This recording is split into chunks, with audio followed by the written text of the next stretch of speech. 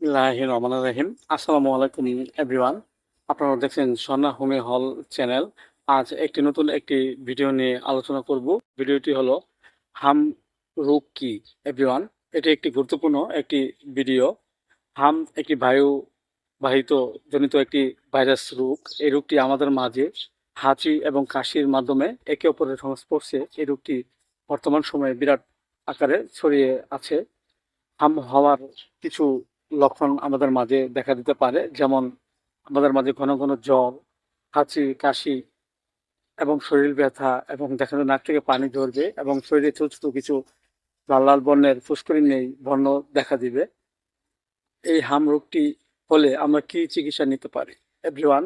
দেখা যাচ্ছে যে একজন ব্যক্তির যদি হঠাৎ জ্বর আসে এবং জ্বরের সাথে প্রচুর কাশি, আস্তে আস্তে অস্থিরতা ভাব থাকে, শরীর ব্যথা করে, এসব লক্ষণে আমরা হোমিওপ্যাথি একটি ওষুধ খেতে পারি। সেটা হলো একুনাইট 30। আমরা 2 ফোঁটা করে সকাল এবং বিকেল 2 বার সেবন করতে পারি।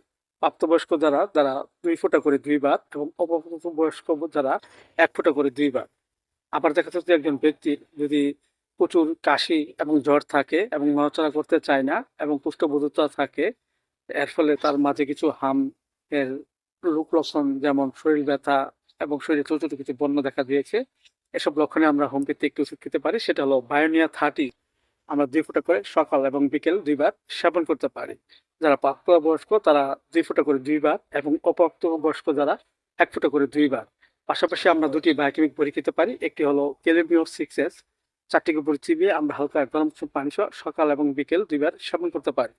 এবং বায়োকেমিক বড়ি ফ্রাম্পাস 6S, 4টি উপরে চিবিয়ে আমরা হালকা গরম কুসুম পানি সহ সকাল এবং বিকেল 2 বার সেবন করতে পারি।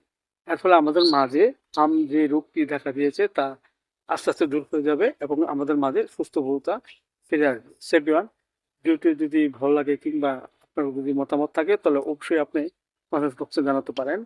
ভিডিওটি ভালো লাগলে অবশ্যই আপনারা লাইক দিবেন এবং শেয়ার করে দিবেন। সবাই ভালো থাকেন, সুস্থ থাকেন। Thank you so much.